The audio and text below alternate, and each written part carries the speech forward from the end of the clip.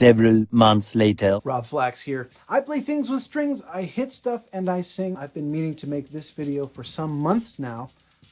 I want to talk about a fantastic drum machine that I've had the pleasure of acquiring, and I'm using it right now for all sorts of fun things. I'm talking, of course, about this beautiful white box just off screen here, the Pulsar-23 by Soma Labs.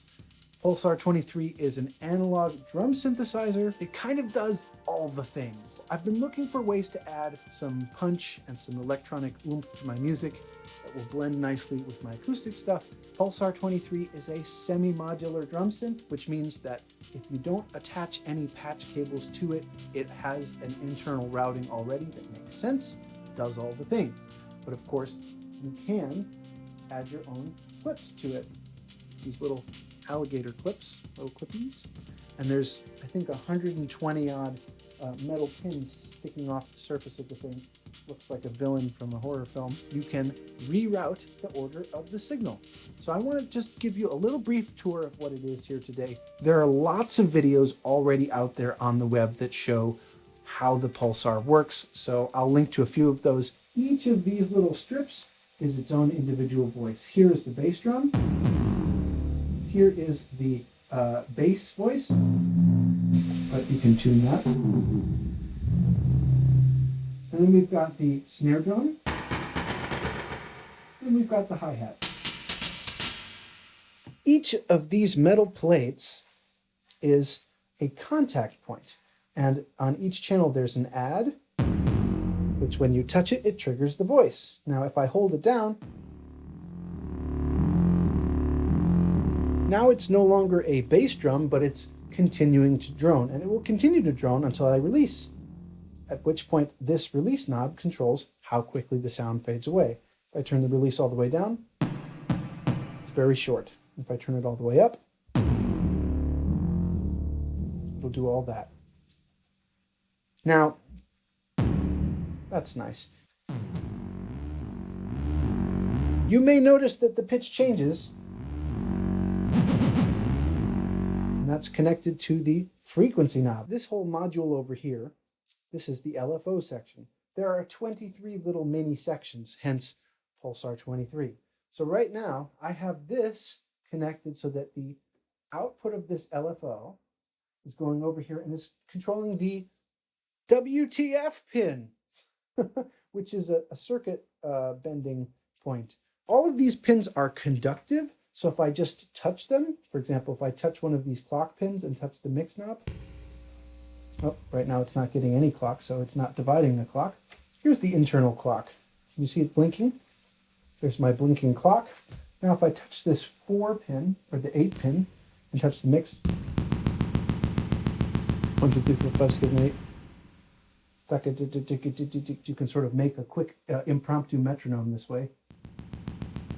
That's very useful if you want to play on beat.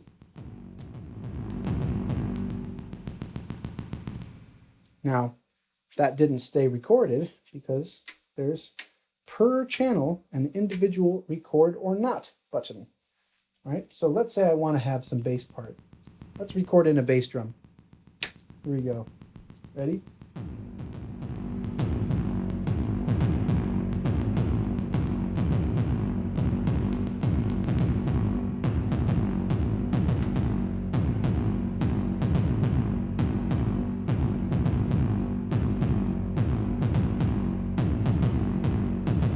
That kick drum is so filthy.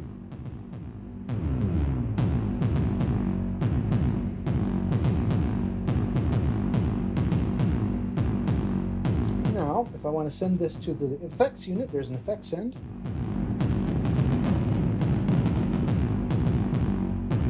That sent it over here to the delay. Yes, there's a delay.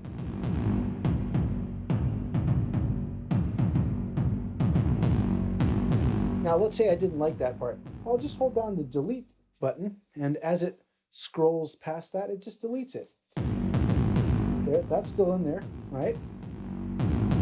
The part I just deleted is already successfully deleted. Let's delete the rest of it now. I'm just holding it down and deleting. You can actually hold down delete and play in a new part at will as you do it. That's kind of nice. Now, how did I bring in that sound? What's going on here? If you look over here, can you see this jumping? Each of these 4 identical knobs, these are attenuators. So I'm sending some signal in and attenuating it some amount, and then the output goes to wherever I've wired that in. In this case, I have a clock divider wired up to here, and that is going to trigger the hi-hat. So it means that I could play in my own hi-hat part and get some open hats, or have it be a really precise quantized thing here. Let's play in some hats.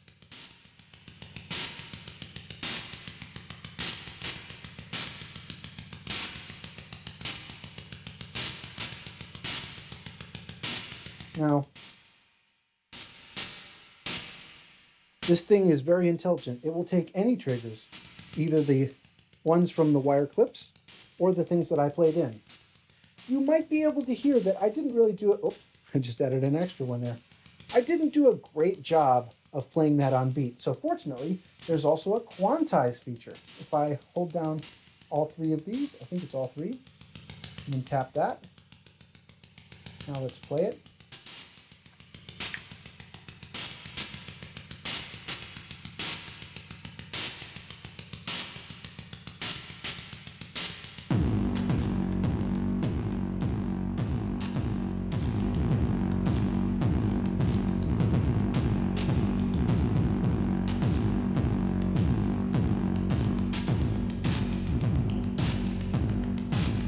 All of this is coming out at the master volume here.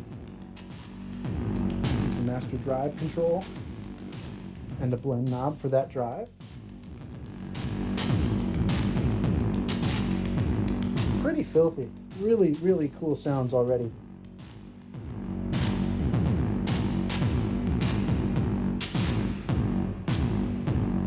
You can also change the attack of the kick drum.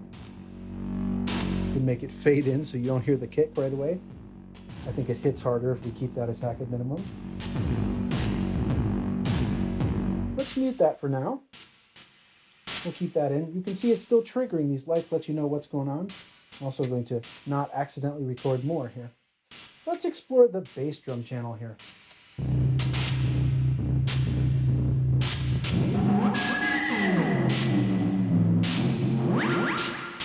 You may hear some echo. That's because I have the echo up.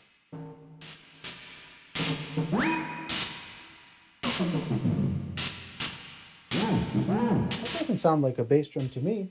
Well, hidden under these wires is the 3-way toggle switch that either says we want it to be CV, control voltage, so now this will sound more like a bass.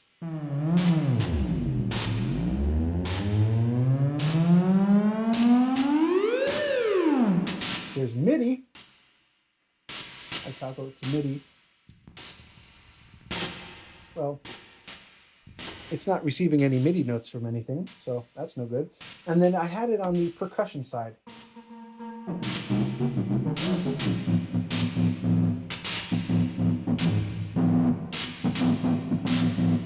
This has a resonant low-pass filter. Probably easier to hear if I switch it to control voltage.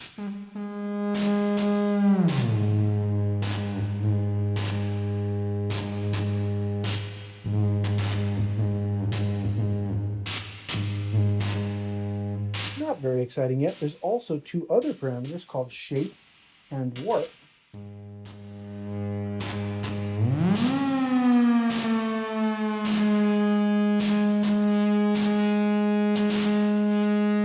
Here's warp. It's kind of like a wave folder sound.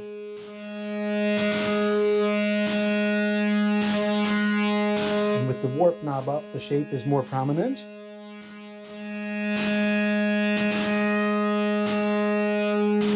Now we can hear the filter really filtering. We've introduced some high frequencies to filter out.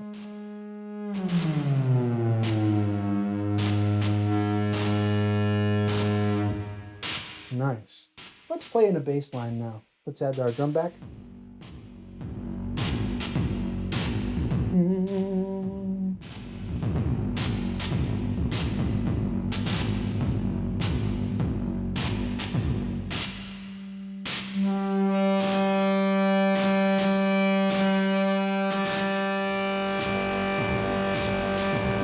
Ooh, they get crunchy when they happen together because they're both going through the same distortion circuit.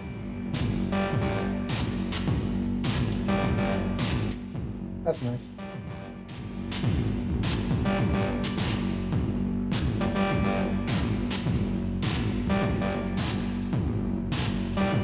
Nice. Let's send it to the delay. Let's make that more feedbacky.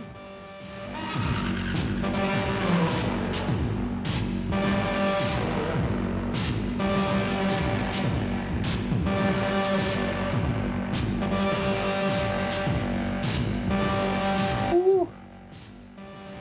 Yeah.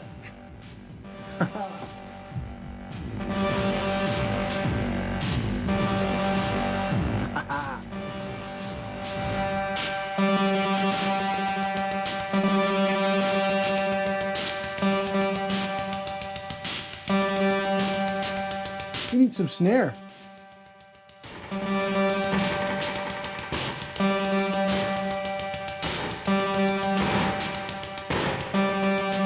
Now there's some interesting controls on the snare as well. We've got a band pass.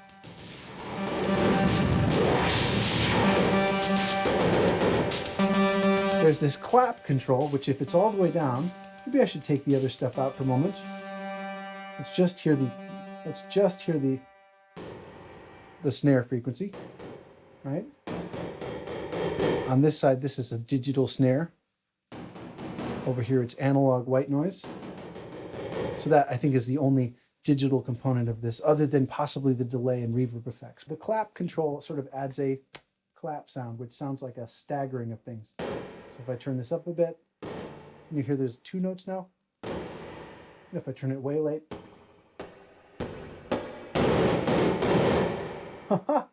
whoa. It's so late that it's almost another note. Right about there, it just adds some interest.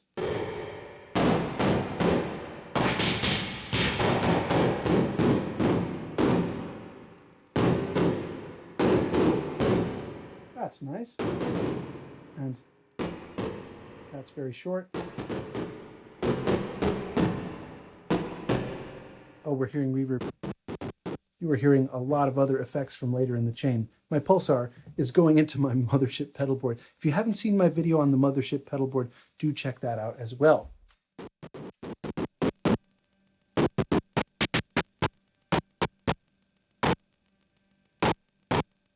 I like that sound. Okay, let's bring in the rest of the band, shall we?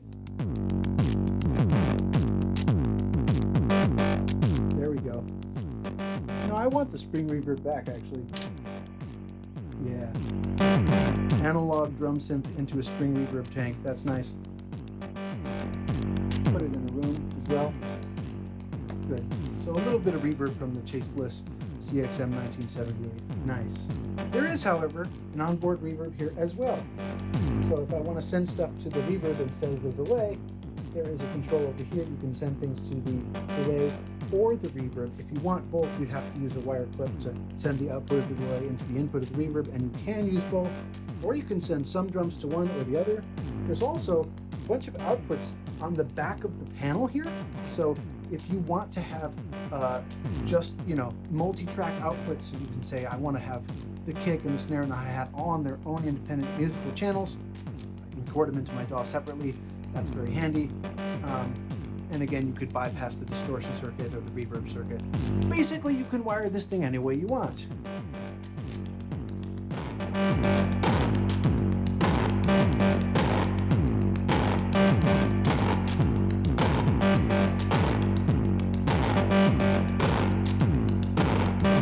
Nice.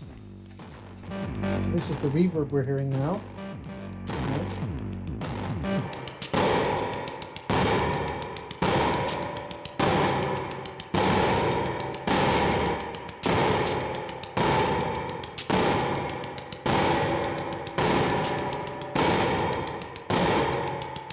We're hearing this reverb and my reverb pedal and the springs. So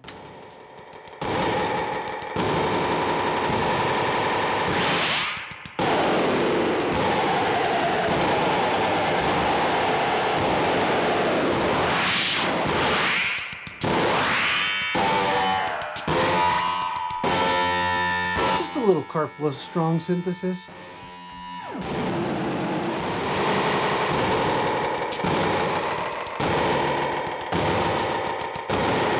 I haven't figured out how to get the delay time synced to the clock.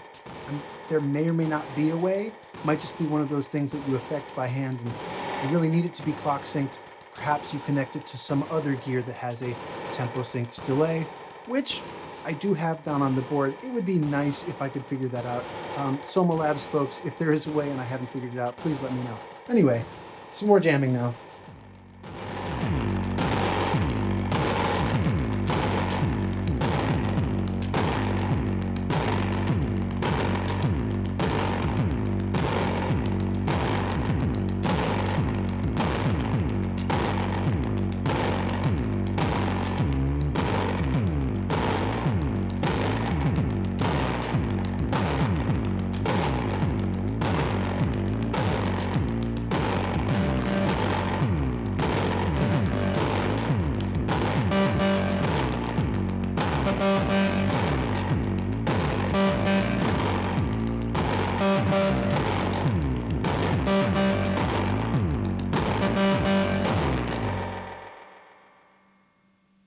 I didn't go through all the rest of here. There's also these assignable control voltage input or output channels. In other words, all of the things up in the upper left-hand corner, if you have other modular or Euro rack gear, you can control that or receive control voltage from something else. There's all these other pins up here. There's things that are kind of standard on modular gear. So there's VCAs, there's a control voltage invert, all for attenuators. And I didn't even get to the shift register or chaos. These plates over here that just say CV, those things, if I clip them, are capacitance control voltage, meaning if I touch this with my finger, the amount I'm touching it will change the amount of output, so I can control filters or cutoffs or anything else and play those live. I haven't wired those up at the moment, and I haven't wired up the chaos module, and I haven't wired up a bunch of the rest of it, just because it's so satisfying on its own right now. And because I'm controlling this machine with my chessboard. So rather than have a bunch more wires, I'm doing most of the heavy lifting via MIDI. Stay tuned for the next video where I show how I'm doing that. It's going to be a nice reveal of my chessboard drum machine project. That's a first look at the Pulsar. I do want to briefly give a big shout out to Cam at the Midium. I purchased this from Cam. At the time, this was back in 2021, and there was a huge shortage. Pulsar was a waitlisted thing. There was not an easy way to get it, and Cam had it in stock or had a connection with Soma Labs directly. So Cam managed to get this. I will insert some awesome video footage here of me unboxing and being really excited by the wonderful, beautiful packing job that the folks at the Midium did. Saw this rainbow confetti for packing material. They even included a handwritten note that was really sweet. Somehow, in a weird fluke, this unit was damaged in transit. There was something wrong with it. I sent a message to Cam, and he said, "Oh, that's not right. It shouldn't be. Ship it back to us. We'll get it fixed up, no charge." And when he returned it with this awesome deck saver, just complimentary. So that's a oops. You can use this deck saver to cover up the top and prevent it from getting dusty. If you've got some wires here that you want to just keep them in a certain position, deck saver, very handy. That's an extra thing, and just to be an extra good customer service, he sent that over. So I cannot say enough about the Midium. They're an awesome store. If you're in the US of A and want to buy anything synthesizers, I would check out their website. I have it linked in the description below, so you can go check out their wares and support this amazing small business. Thank you, Cam. Thank you, the Midium. And thank you, Soma Labs, for making a really inspiring product. If you watched my Land Devices Harmonic Percolator HP2 Fuzz Fiddle with Flax episode, listen to the music in the background. The Pulsar is already there. And my Patreon supporters have already seen this for months. I did some live improvisations with that, and they got to see it. So thank you to my Patreon supporters. You helped fund the purchase of this thing and my continued research. I will make a part 2 video where I show how the chessboard works, but that's it for this video because it's getting long already. So thank you for watching. If you enjoyed this, please like the video and subscribe to the channel if you haven't already. Thank you to my Patreon supporters. Thanks to Cam at the Midium. Thank you to Soma Labs. I paid full price for this. There's no sponsored deal or anything, but Vlad, if you see this, I'm curious about your stringed instruments, so let's talk. If you've got other stuff and you'd like to see it powered by a chessboard, might be fun. All right, that's it. Thanks for watching. See you in the next one. Bye.